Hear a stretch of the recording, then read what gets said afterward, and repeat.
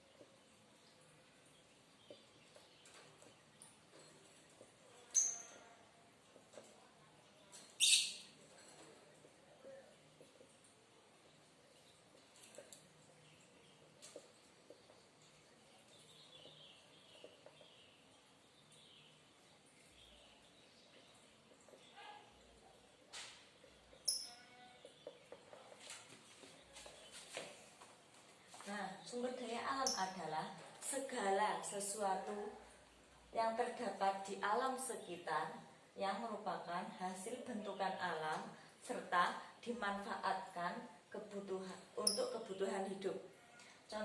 Contohnya yaitu seperti hutan, air, emas, dan juga mineral. Nah, sumber daya alam ini dapat digolongkan menjadi 4. Pertama, sumber daya alam yang dapat diperbarui. Sumber daya alam yang dapat diperbarui adalah sumber daya alam yang secara terus-menerus dikeruk, itu tidak ada habisnya dan kembali lagi seperti semula. Contohnya yaitu adalah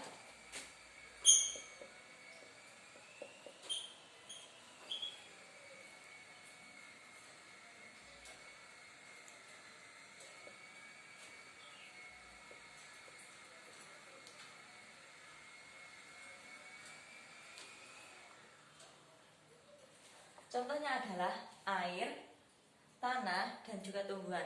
Misal, sumber daya air di suatu tempat, katakanlah Wonogiri, habis itu kan.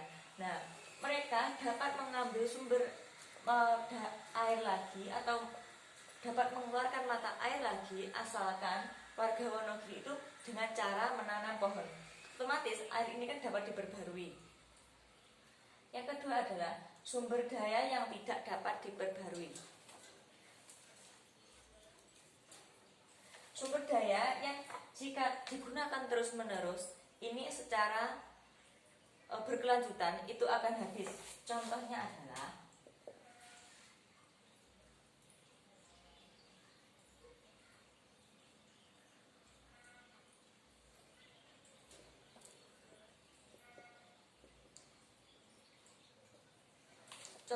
adalah logam dan mineral. Karena ini di muka bumi ini sifatnya terbatas. Yang kedua, dapat diganti, sumber daya alam dapat diganti.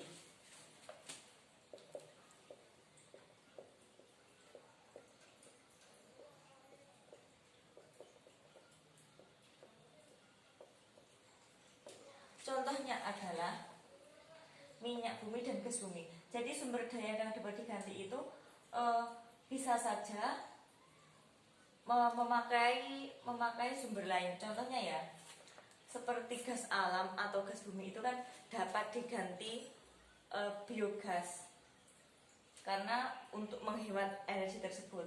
Yang kedua adalah sumber daya alam lestari.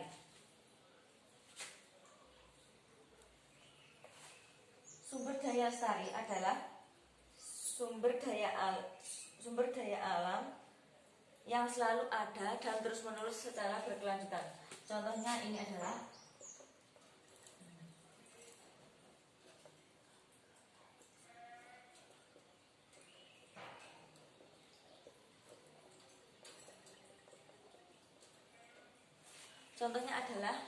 sinar matahari, angin, dan udara.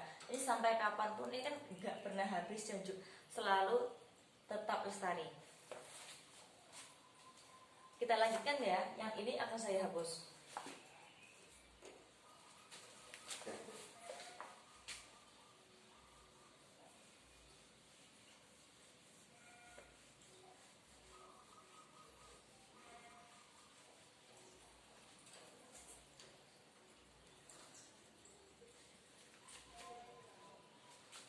Yang selanjutnya adalah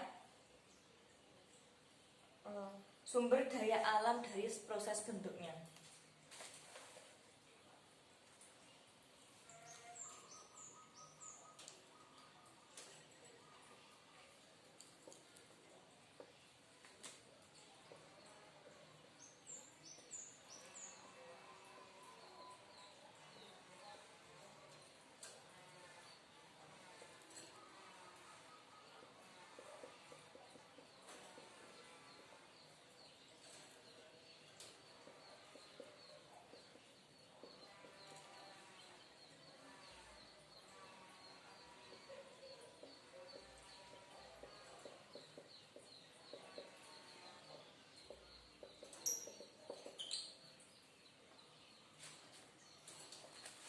Sumber daya alam fisik ini terbentuk dari proses fisik dan kekuatan alam. Contohnya adalah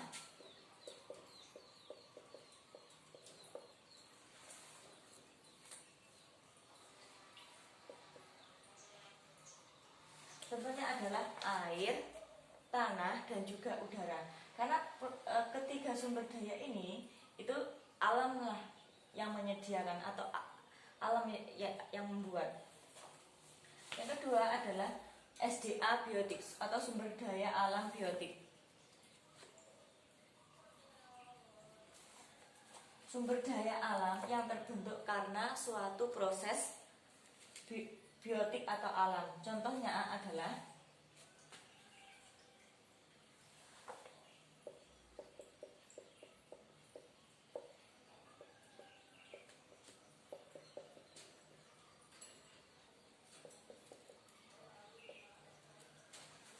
perkembangan flora atau fauna. Perkembangan flora atau fauna ini di dunia itu karena mereka dipengaruhi oleh alam. Contohnya saja, penguin hidup di kutub karena tempatnya di sana dan mereka memiliki berbulu tebal. Nah, contoh lagi, flora, contoh lagi yang termasuk apa ya, flora. Misalnya wortel hidup di pendinginan karena wortel ini tidak bisa hidup di cuaca panas, sehingga hanya daerah-daerah tertentu saja yang bisa ditanami wortel atau yang cuacanya dingin. Yang ketiga adalah sumber daya lingkungan. Sumber daya lingkungan adalah sumber perpaduan antara sumber daya fisik dan sumber daya abiotik membentuk suatu lingkungan tertentu. Misalnya lingkungan pemandangan pegunungan, contohnya ini adalah lingkungan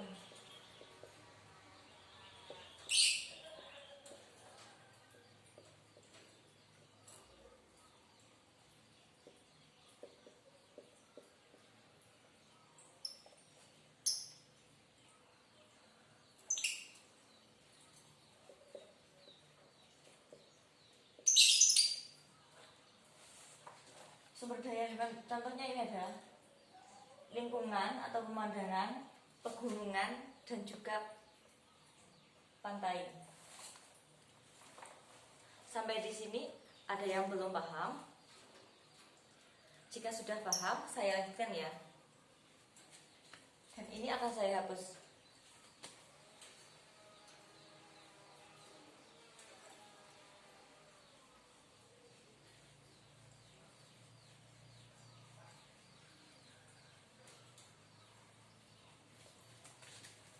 Pasal itu materinya yaitu tentang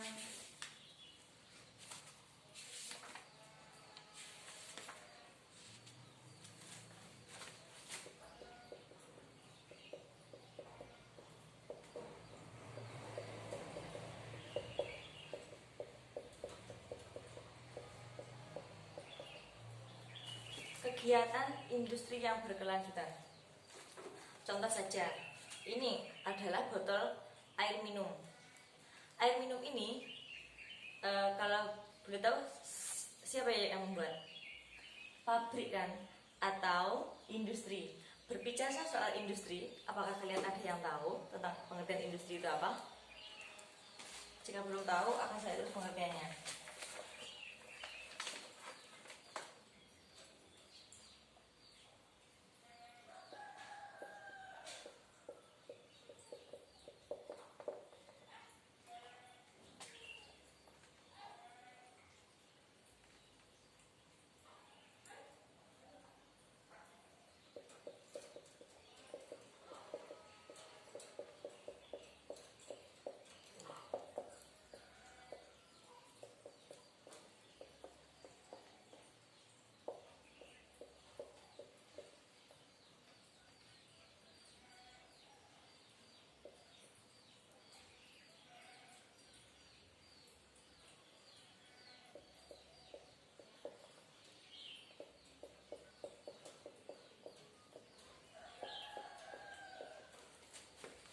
Saya ambil simpelnya aja ya.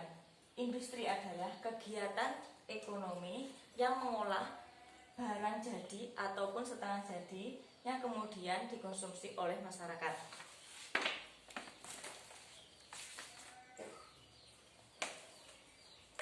Nah, maksudnya dari industri yang berkelanjutan itu adalah dalam membangun industri kita harus mempertimbangkan